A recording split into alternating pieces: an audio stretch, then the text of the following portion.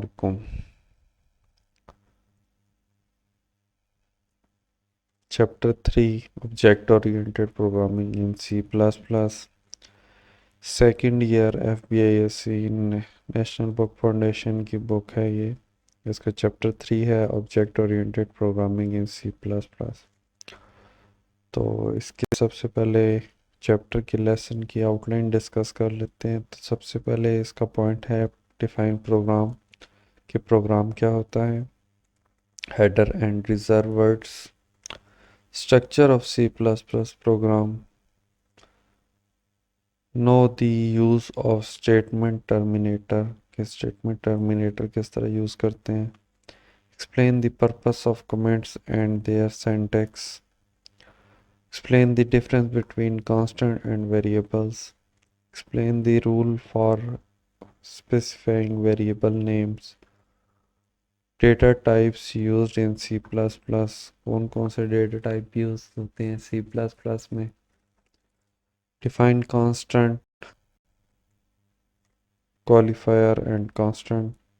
Explain the purpose of declaring and initializing variable. Use typecast. Explain the use of cout statement. Explain the use of cin statement. Define get character, get ch, get character, get s, get string, and put s, put string functions. Define skip sequence. Use of skip sequence in program. Use IO handling function. Input output handling function. Use manipulators end line, end L, end line, and set W, set width.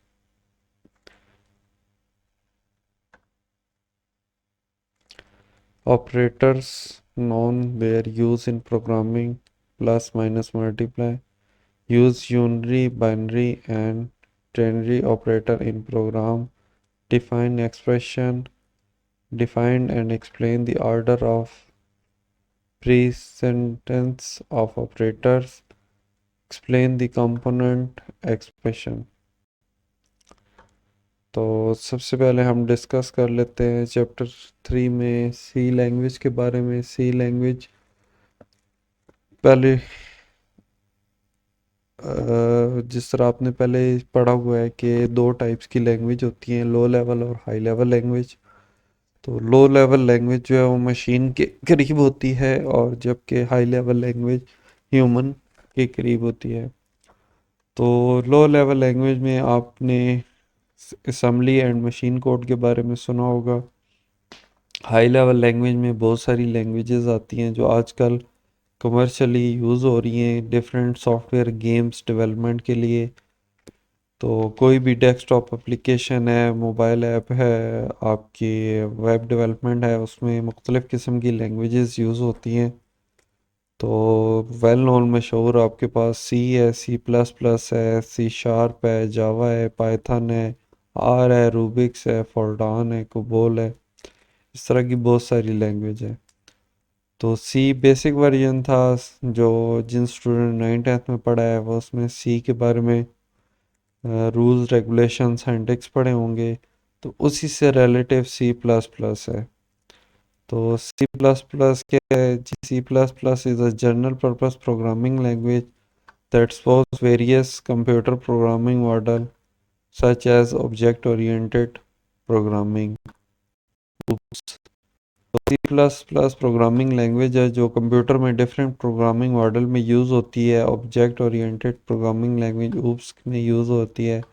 Generic language है, ठीक है। 1980s में बनाई गई थी bell laboratories में।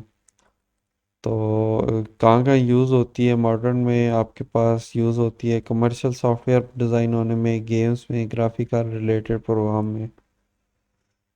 इसके बाद हम डिस्कस कर लेते हैं कंप्यूटर प्रोग्राम होता क्या है। A computer program is a set of instructions that perform a specific task when executed by a computer. Computer को हम स्पेसिफिक इंस्ट्रक्शन देते हैं जिसके मुताबिक वो एक स्पेसिफिक काम करता है, और कंप्यूटर इसको एग्जीक्यूट करता है तो उसको हम प्रोग्राम कहते हैं।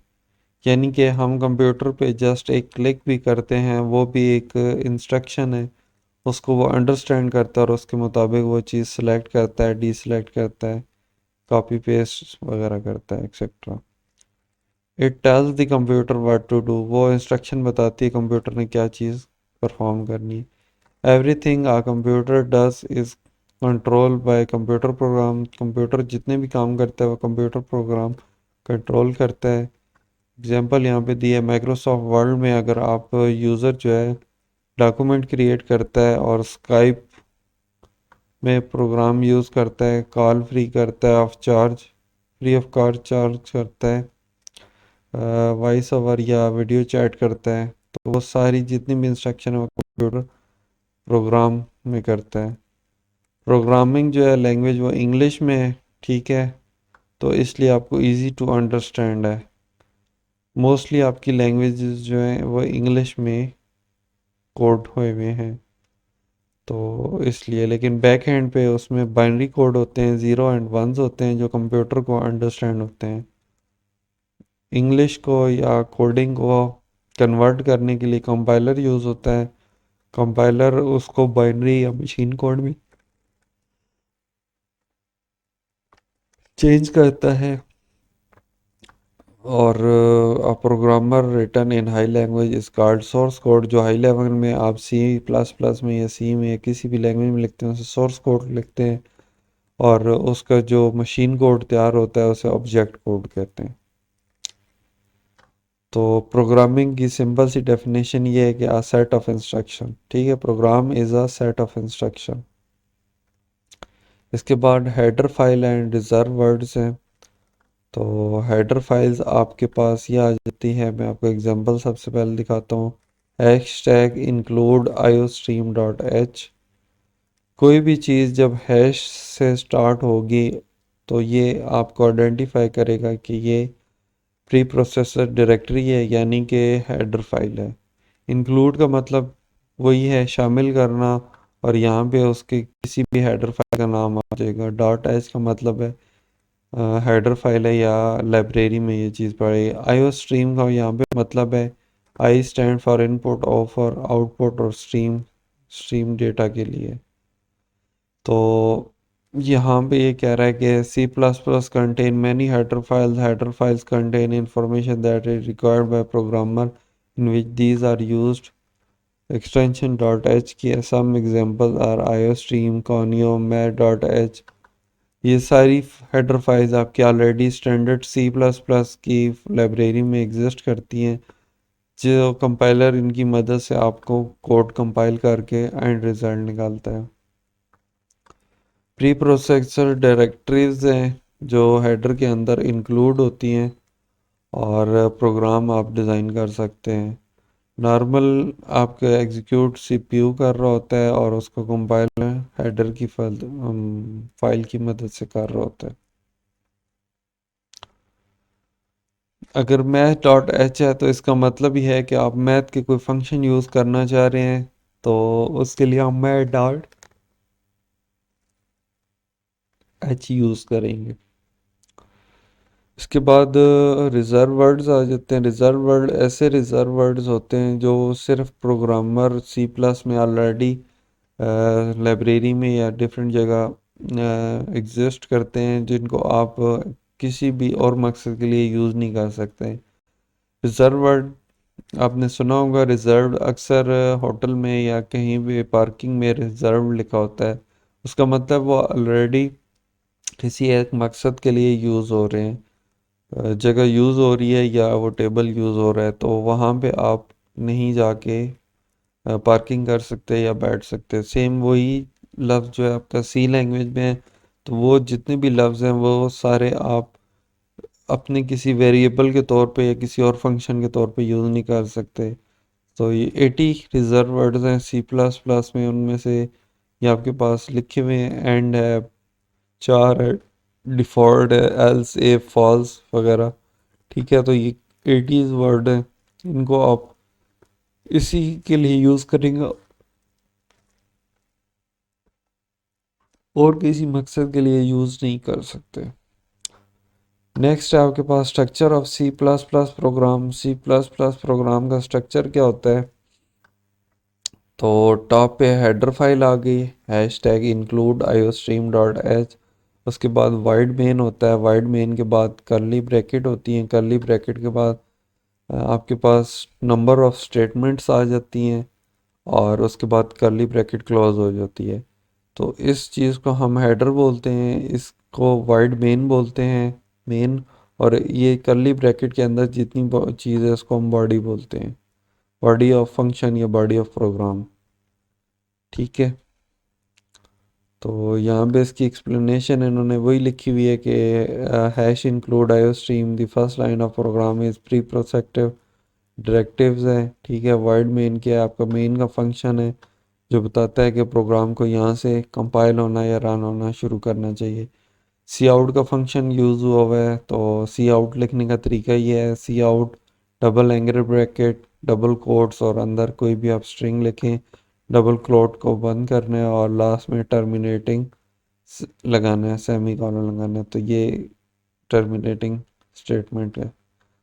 इसके बाद टर्मिनेटिंग स्टेटमेंट के लिए सेमी कॉलन यूज़ करते हैं। कोई भी लाइन जब हम एंड करते हैं तो उसके लिए हम सेमी कॉलन यूज़ करते हैं। जिस तरह ये है cout information technology double quote के अंदर और लास्ट में सेमी कॉलन लगाया हुआ है।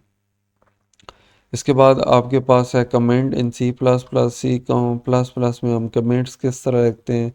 तो अगर हमने सिंगल लाइन कमेंट करना है तो डबल स्लैश लगाएंगे, और अगर मल्टीपल लाइन हमने कमेंट करना है तो स्लैश स्टैरिक, और जितनी भी लाइनें हमने लिखनी है हम लिखेंगे, और लास्ट में क्लोजिंग के टाइम रिवर्स स्टार और स्लैश लगाएंगे। तो जितनी भी लाइन होंगी वो कंपाइलर रीड नहीं करेगा। मेन कमेंट का मकसद ये होता है कि जितने भी प्रोग्रामर हैं उसको वो कोड समझाने के लिए हम वहाँ पे कमेंट्स कर देते हैं ताकि वो इजीली रीडेबल हो। और कंपाइलर जो है ये कमेंट्स को कंपाइल नहीं करता, इसलिए आपकी मेमोरी या आपकी स्पेस या प्रोसेसिंग पावर इस पे यूज़ नहीं होती। इसके बाद हम पढ़ेंगे कांस्टेंट एंड वेरिएबल्स। तो कांस्टेंट के लफ्ज़ से ही ज़ाहिर हो रहा है कि कोई ऐसी चीज़ है जो फिक्स होती है, और वेरिएबल की का मतलब ये है जो चीज़ चेंज होती है। Constant and variable C plus plus में किस तरह यूज़ होते हैं? प्रोग्रामिंग लैंग्वेज में कांस्टेंट वैल्यू जो है चेंज नहीं होती during the execution of program. Program के एग्जीक्यूशन के दौरान जो है आपकी कांस्टेंट की वैल्यू चेंज नहीं होती, और जबकि वेरिएबल की वैल्यू चेंज होगी। एग्जांपल दी हुई है, कांस्टेंट जो है उन्होंने फिक्स नंबर लिखे हुए हैं। ठीक है, 42 है, 7.25 है, एस है। ठीक है, ये सारी चीज़ें आपकी कांस्टेंट के तौर पे यूज़ होंगी। वेरिएबल क्या करता है? Variable is a name of memory location where data store. Data store करने के लिए एक मेमोरी है जहाँ पे आप वेरिएबल को या डेटा स्टोर करते हैं। Variable use in computer program to store value, उनके अंदर वैल्यू स्टोर होती है। Different data type, different kind of data type use होते हैं जिनकी वैल्यू चेंज हो सके। ठीक है, रूल्स फॉर वेरिएबल नेमिंग, के वेरिएबल लिखने के या